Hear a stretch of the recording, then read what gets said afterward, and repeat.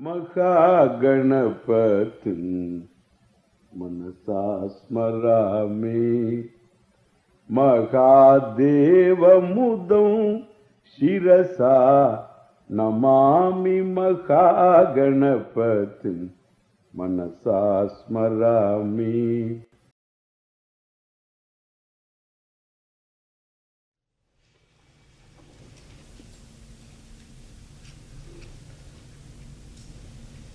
This connection between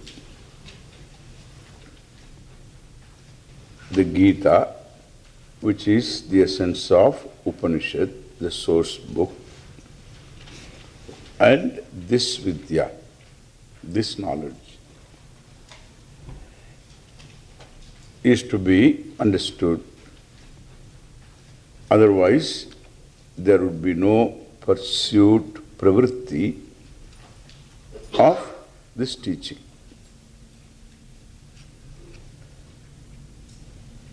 One thing we have to know, the knowledge is about the knower. You are a knower. Basically, you are knower, cognitive. Doer later. When you open your eyes, you see me. There is no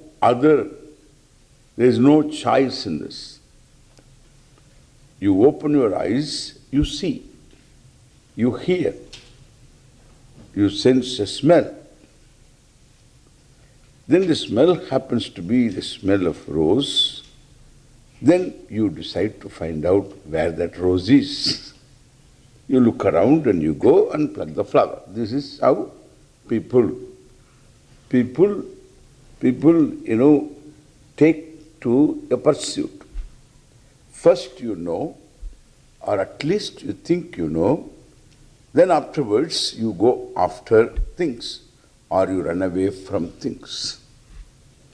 So the pravritti and nivritti, a pursuit after something, or even a pursuit to run away from something, both are pursuits. These pravritti nivritti are based upon your knowledge. First you know, and afterwards you decide what you want to do. So this knower is the subject. This subject being a knower, Atma is basically a knower. Aham is a knower, basically jnata. Because I am basically a conscious being, not basically a doer.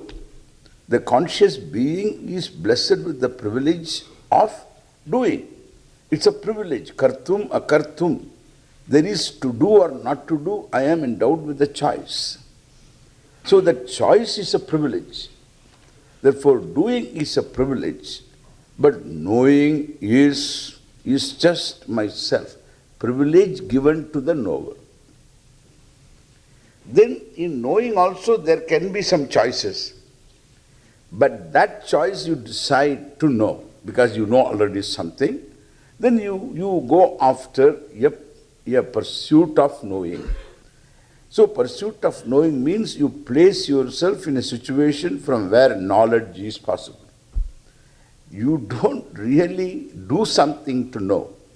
You operate your means of knowledge to know. Therefore, knowing always takes place when certain conditions for knowledge are fulfilled. Like that here is a flower in my hand. Certain conditions have to be fulfilled. Knowledge will take place. Whether you like, it will take place. Whether you like it, it takes place. Think of it now. So this is a flower. And now in this you have no choice. You open your eyes and then this object is there in my hand and your eyes are turned towards this object that is fulfilling a condition. You can't look at that side and where is the flower. So where is the flower? Where I am, in my right hand, the flower is. Oh. This is our son-in-law, okay? So that's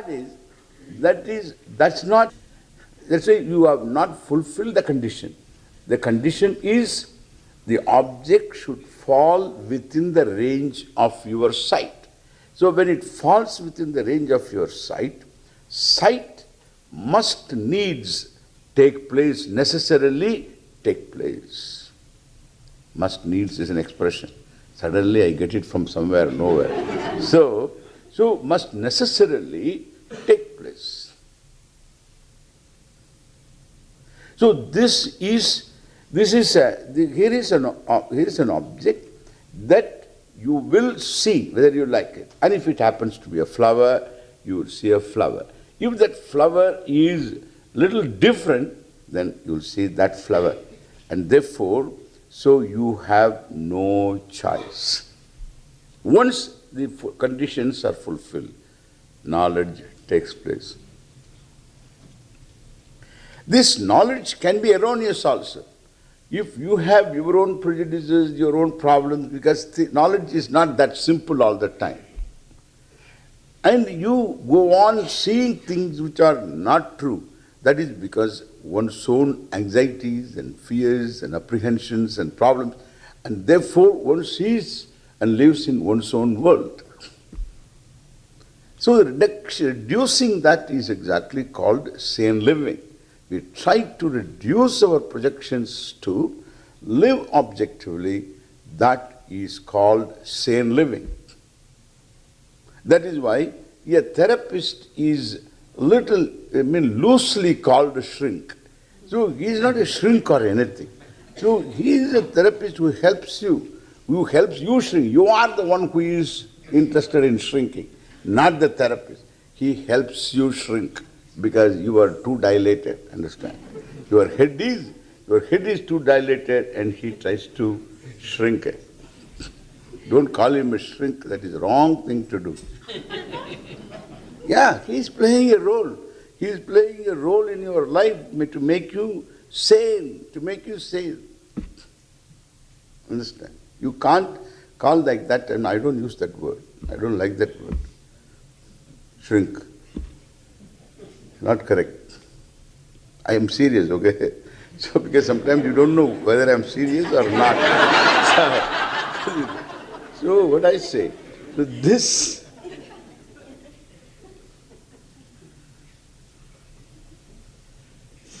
so to be objective is not an easy thing. It's not that simple, everything. Your subjectivity comes and messes up everything. Now here, you have no choice. If it is a flower, it is a flower. If you take it differently, that is your own projection. Correct? If you take it as a white flower, your projection. If you take it as a mango, is another projection. And so this is a projection. And the unfortunate situation is you are capable, understand, of taking a thing as what? Taking this flower as mango. Like this fellow went to the therapist. The doctor is a psychiatrist. And he said, "Doctor, my younger brother thinks that he is a chicken." He asked him how long he has been thinking. For the past 3 years. 3 years he has been thinking, you didn't come to me. 3 years. Doctor, we would have brought him earlier, but then, sooner we would have brought him, but then we needed the eggs,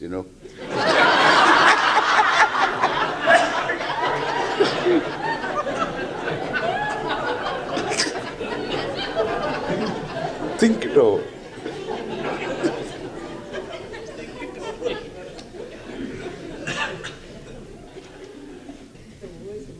And the therapist said, "Oh, I understand."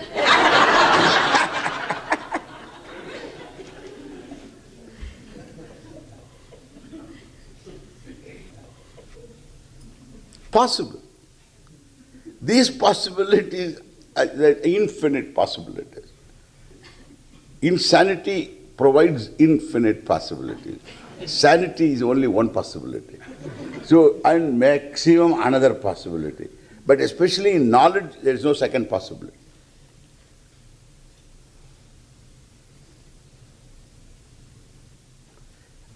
That's why it's to have more options and choices is to be what? Okay.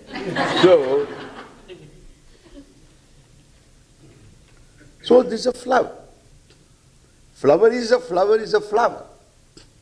You can't do anything about it.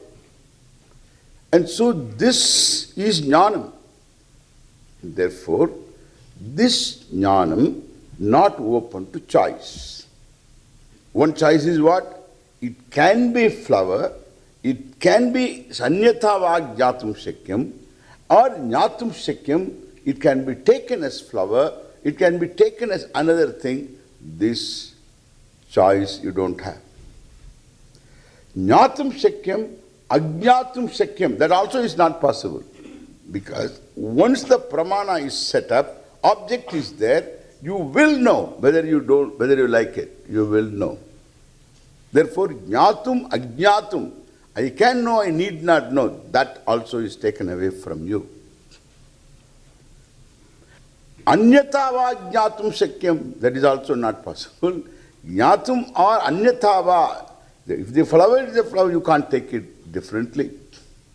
So, jnatum shakyam, ajnatum shakyam, anyatava jnatum shakyam, you cannot have choice.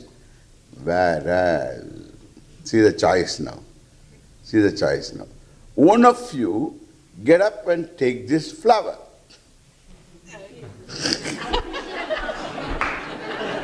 Okay. All right. Now look, kartum shakyam, it is possible to do. It is possible not to do. Correct? It is possible to do it differently also. Suppose all of you can sit, then at the end of the talk you can ask for, can you give me the flower? So when it comes to doing, so getting up and taking the flower is doing, and therefore it is will-based. Therefore kartum, to do or not to do or do it differently, this is called your free will. Understand? Your free will. So that is choice. You make your choices.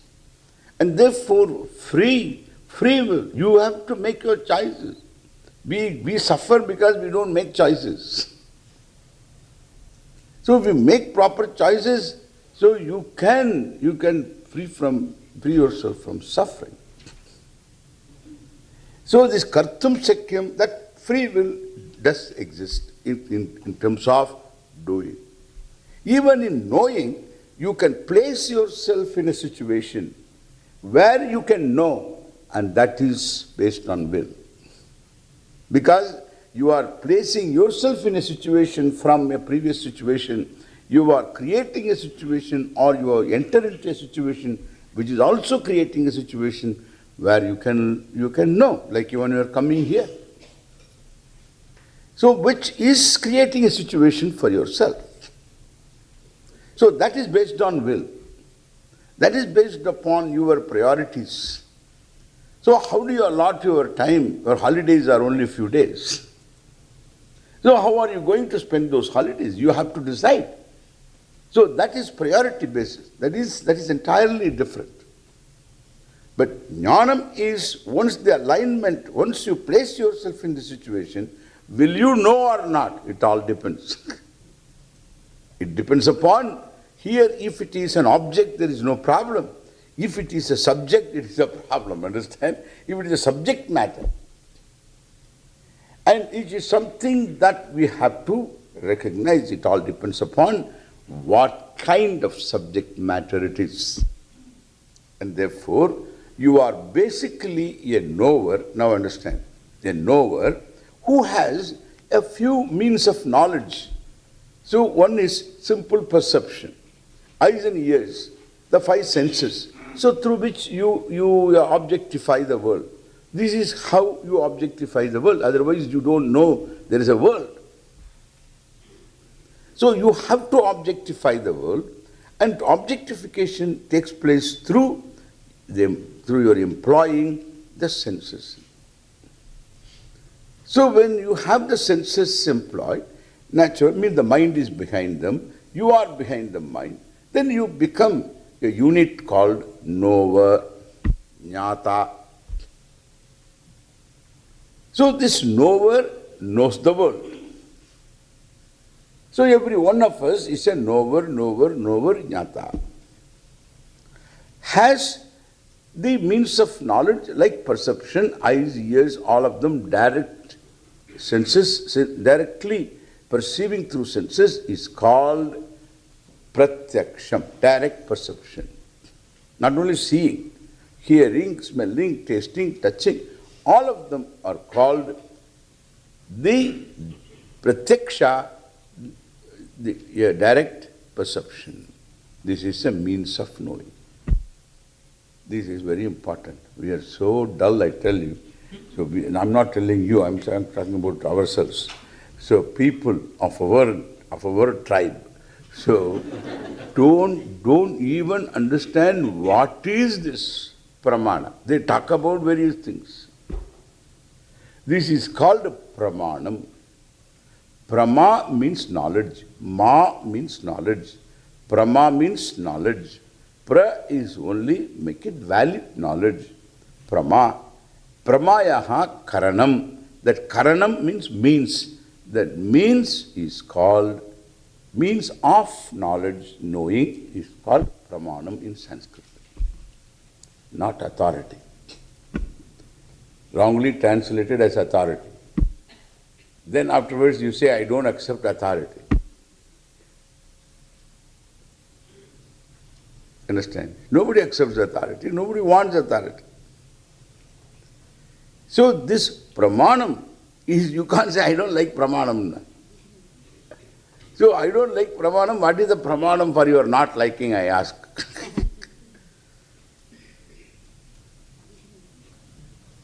So pramanam you cannot say I like or you don't like. That's how you know. You know me to talk to me. That is because of pramana. You see me to talk to me. I don't like seeing. That is okay. Whether you don't like seeing or what you see you don't like, or yourself you don't like that you see, all possible. You know. Brothers are there, you know. The one fellow complained and other fellow, both the fellows, the brothers, two brothers went to the psychiatrist and the psychiatrist, all of them. They are there, and therefore one can like and dislike various things. That's a different. Jnata, jnanam, jneyam. Knower, known, knowledge. Okay? This knowledge is gained of the known by perception, number one. Number two, this perception you should include this also. You include instruments added to the senses. So like telescope and microscope added to the eyes. Stethoscope is added to your ears. So like this we have different scopes are there.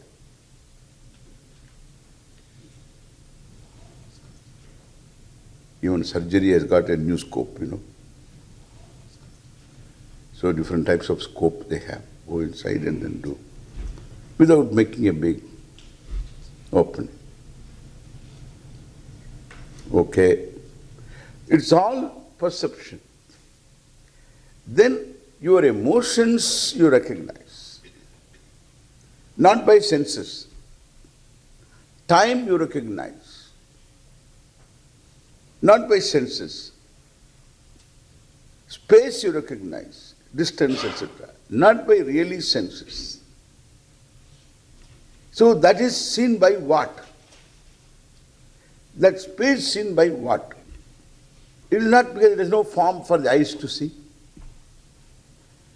And therefore, still there is a certain perception. And that is what we say another type of perception called a witness perception.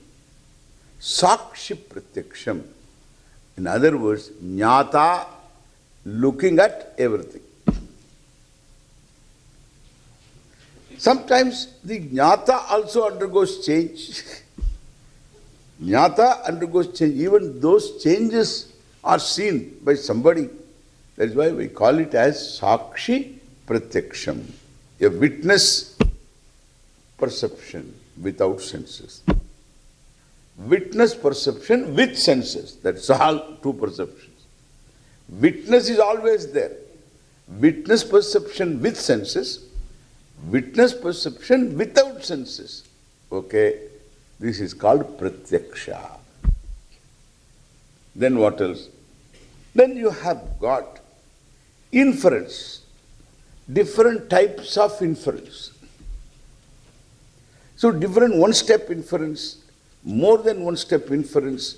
So these inferences are what we say is also a witness perception, is also witness perception, not direct. Then what? Through anumana, through reasoning, and therefore it is witness reasoning perception, or witness perception through reasoning, witness perception through senses, witness perception without senses, witness perception through reasoning. Reasoning. So the reasoning means there's a twofold reasoning. One is one-step reasoning. You see the smoke, there is fire, and you hear the sound, there is car. So this is simple one-step perception.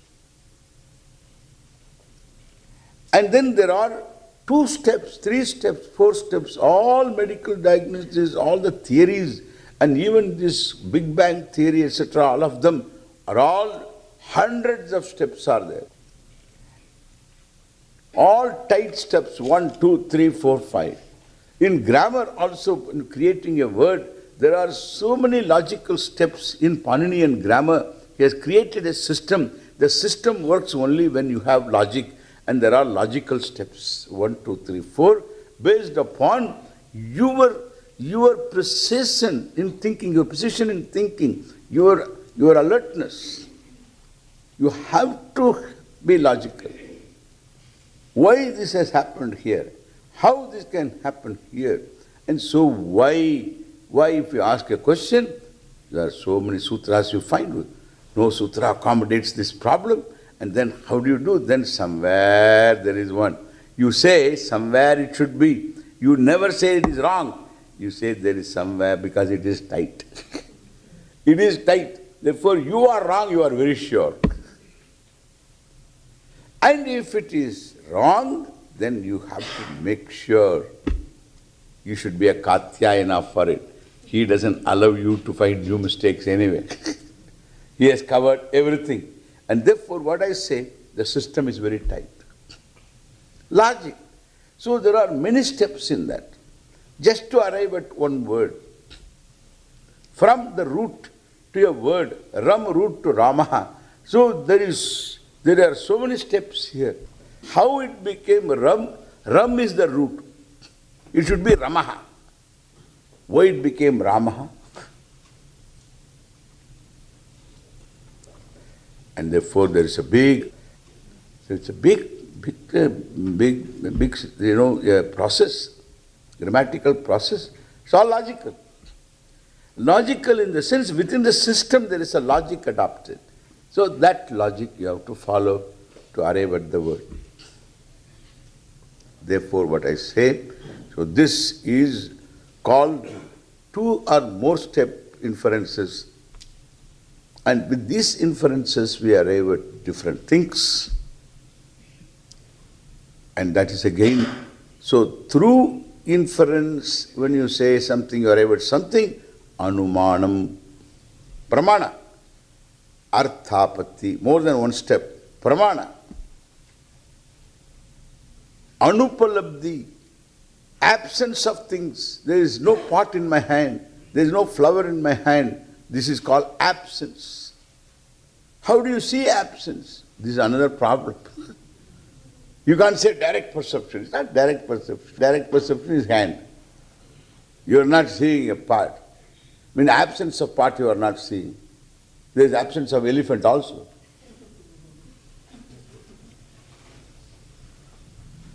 And therefore you don't see an object that doesn't exist. You see only an object that exists because eyes can pick up only an object in terms of light reflected by the object. Either it is a source of light or it is reflecting light. Correct? No other way. So how do you recognize absence? Even in inference by inference also you can recognize absence. It's all inference. If this is not there, that should not be there, and therefore you are okay. Medical inference. Absence, negation by inference. So there is inference, there is a negation by inference, not only perception. By inference there is negation, by arthapatti, presumption there is negation, and therefore negation, absence is something that you recognize is another means of knowledge. We can accept that also. So that is one pramana, anupalabdhi. Then there is another means of knowledge called upamanam, upamitikaranam, something that is similar to something. Similar to something. And therefore one is similar to another. What is a skunk in India, you have to explain. How do you explain skunk? I mean, skunk. You can't say the skunk is like your brother-in-law. You cannot say that because that's not the point. That's not the point.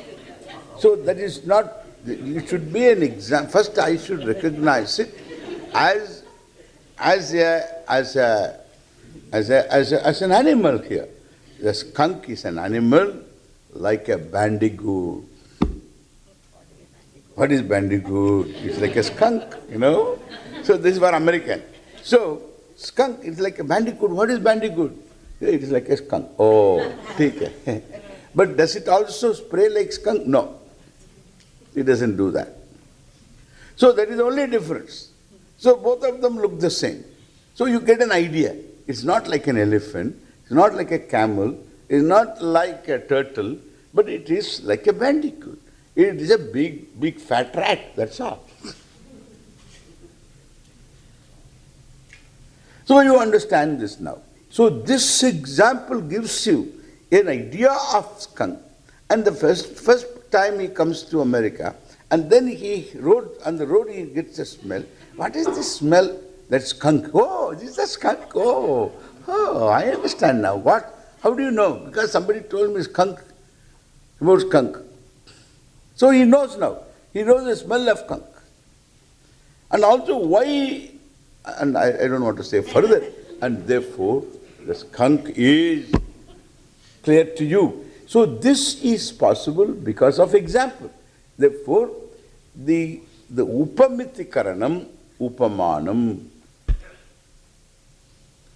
something similar you cite in order to give you an idea, approximate what we call indirect knowledge. In all this, if you analyze, there is direct knowledge, there is indirect knowledge. There is no intellectual knowledge. There is intellectual knowledge is the elder brother of mental attitude, understand? And therefore, so all attitudes are mental and knowledge is intellect. It takes place in intellect, not on your toes. And therefore, we don't require to say intellectual knowledge and mental attitude. This is all wrong thinking, okay? It's wrong thinking. Loose thinking. When you think loosely, expressions are loose. So you have to tighten here you have to tighten. Vak, understand?